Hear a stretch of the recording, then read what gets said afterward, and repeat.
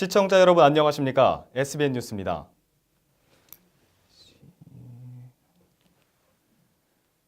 관내 소외계층에게 연간 7만 원의 문화생활을 누릴 수 있도록 지원하는 문화누리카드.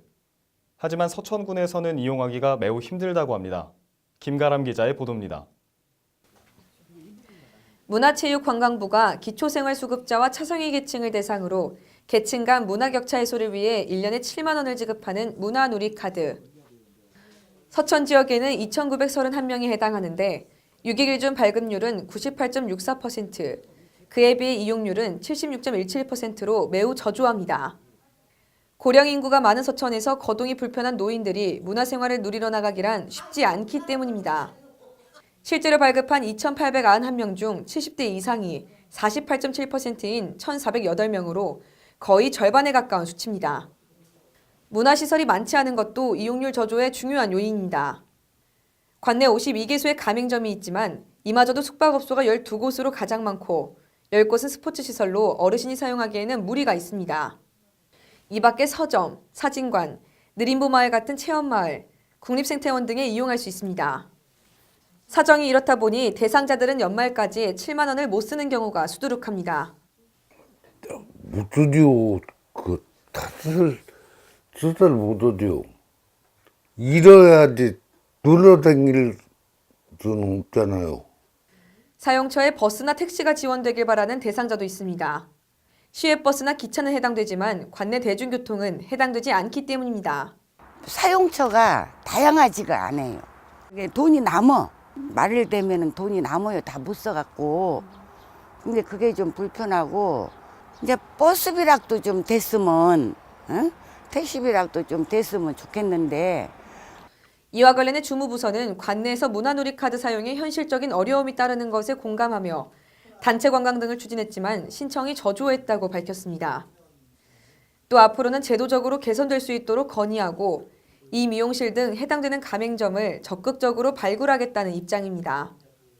문화의 범위를 조금 더 확대해서 임용실이라든지 목욕탕이라든지 시내버스라든지 그런 부분을 좀 사용을 확대할 수 있도록 저희 지역에서는 현실적으로 좀 사용이 제한적이기 때문에 좀 제도적으로 이걸 좀 개선을 해줬으면 좋겠습니다.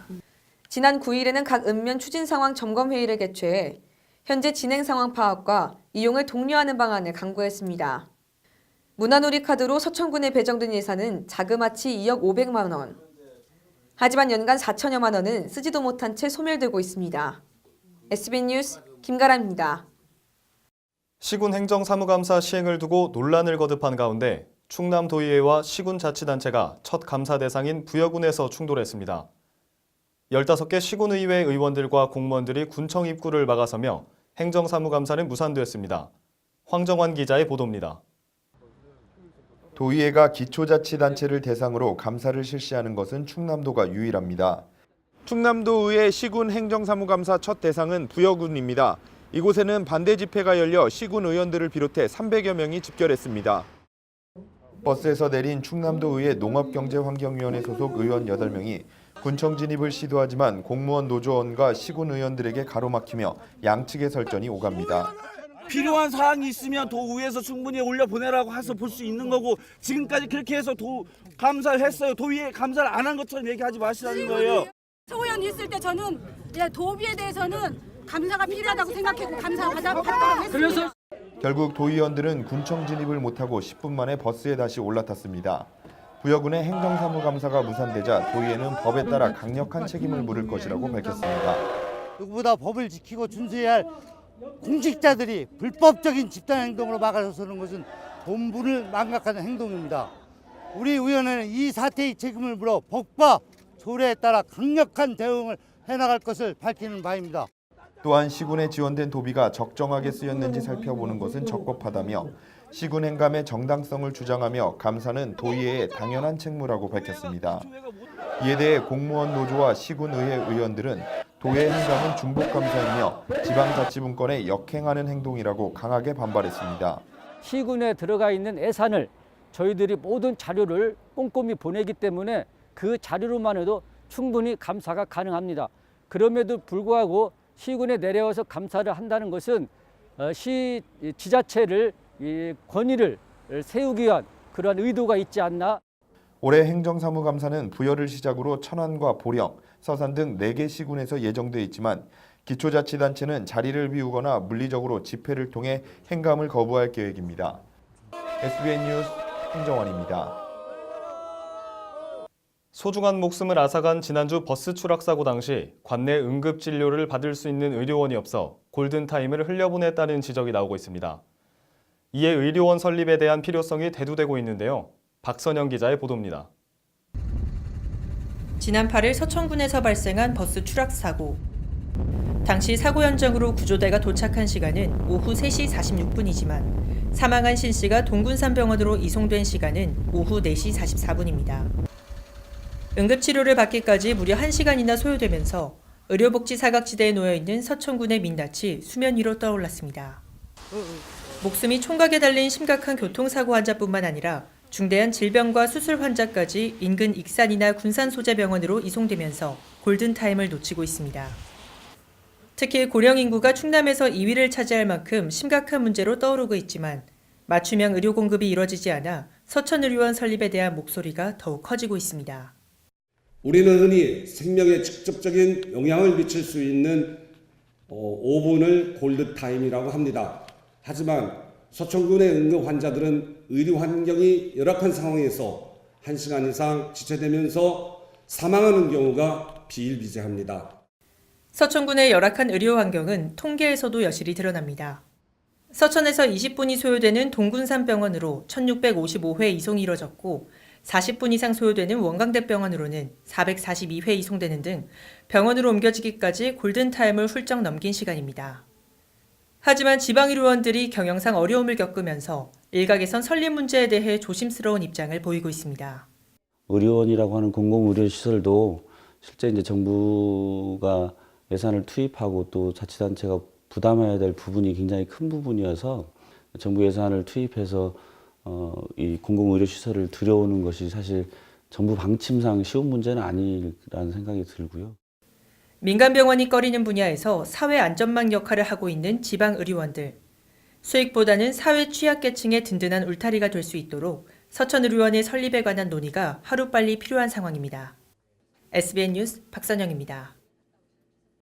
2019 대학 수학능력시험을 며칠 앞두고 서천구는 수험생들이 원활하게 시험을 치를 수 있도록 분야별 종합대책을 수립해 시행합니다.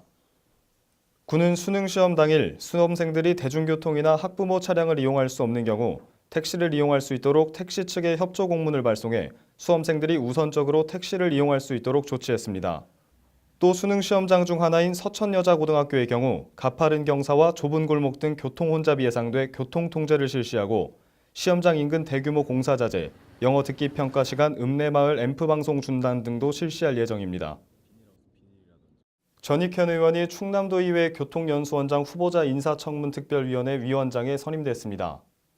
교통연수원은 여객 및 화물자동차의 사업용 운수 종사자에 대한 교육과 도민교통안전교육을 담당하는 곳으로 도가 출연한 공공기관입니다. 특위는 내달 실시될 것으로 예상되는 후보자 인사청문을 위해 자료 수집은 물론 충남도 교통행정 발전을 위한 로드맵을 마련한다는 계획입니다. 전 위원장은 인사청문을 통해 충남교통연수원장의 공직자로서의 자질과 경영 능력을 철저히 검증하겠다며 자질을 갖춘 우수한 인재를 영입해 도민을 위한 한층 더 높은 행정 서비스를 제공하겠다고 밝혔습니다. 서천구는 지난 10일 문예의 전당에서 관내 공무원 400여 명을 대상으로 4대 폭력 2차 예방 교육을 실시했습니다. 이번 교육은 김명숙 비전복지센터 상담소장을 강사로 초빙해 성폭력, 성희롱, 성매매, 가정폭력 근절을 위한 다양한 사례 교육을 통해 각자의 역할에 대한 중요성을 인식시켰습니다. 공무원 4대 폭력 예방 교육은 1년에 4시간씩 의무적으로 진행되며 공공조직 내 선진화된 양성평등 교육을 실시해 공직자들의 올바른 성가치관을 함양하고 폭력 예방과 대처 능력을 향상시키는 데 주안점을 두고 있습니다. 정부가 인하하기로 한 유류세가 지난 6일부터 내년 5월 6일까지 한시적으로 적용됩니다. 기획재정부는 최근 유가 상승과 내수 부진 등으로 어려움을 겪고 있는 영세 자영업자와 중소기업, 서민 등의 부담을 완화하기 위해 유류세를 15% 인하키로 했습니다. 이에 따라 휘발유 가격은 리터당 최대 123원, 경유는 87원, 액화 석유가스 부탄은 30원 내려갈 전망이며 정유사는 이 기간 유류세 인하가 반영된 가격으로 주유소에 기름을 공급할 예정이지만 직영주유소와 자영주유소의 인하 시기가 달라질 것으로 예상됩니다. 2018 충남미술교류전이 지난 8일부터 12일까지 문예의 전당 소강당에서 열렸습니다. 이번 교류전은 한국미술협회 충남지부 작가들 간의 교류를 위해 열렸으며 충남지부 산하 15개 시군지부 작가들의 송림, 해바라기, 가을서정 등 총 48점의 작품들이 전시됐습니다. 평소 접할 수 없었던 회화, 조소, 디자인, 서예 등 다양한 분야의 미술 작품을 감상할 수 있었던 이번 전시회는 국민들의 문화 향유 기회를 제공했다는 호평을 받았습니다. KBS 도전 골든벨 소방의 날 특집에서 서천 소방서 소속 김태호 소방관이 골든벨의 주인공이 됐습니다. 이날 42번 문제에서 최후의 1인이 된 김태호 소방관은 3문제 중 2번째 문제에서 한 차례 고비를 겪었지만 결국 마지막 문제를 맞추면서 골든벨의 주인공이 되어 명예의 전당에 이름을 올렸습니다. 네, 평소에 틈틈이 이쪽 퀴즈에 관심이 많이 있어서 평소에도 틈틈이 퀴즈 공부를 했던 게 많이 도움이 된 것 같습니다. 한편 김태호 소방관은 1997년 구조대원으로 시작해 현재는 서천소방서 구조대장으로 근무하고 있으며 2011년에는 KBS 퀴즈 대한민국 연말 왕중왕 대회에서 우승을 차지해 상금 3,500만 원 전액을 장학금으로 기부했습니다.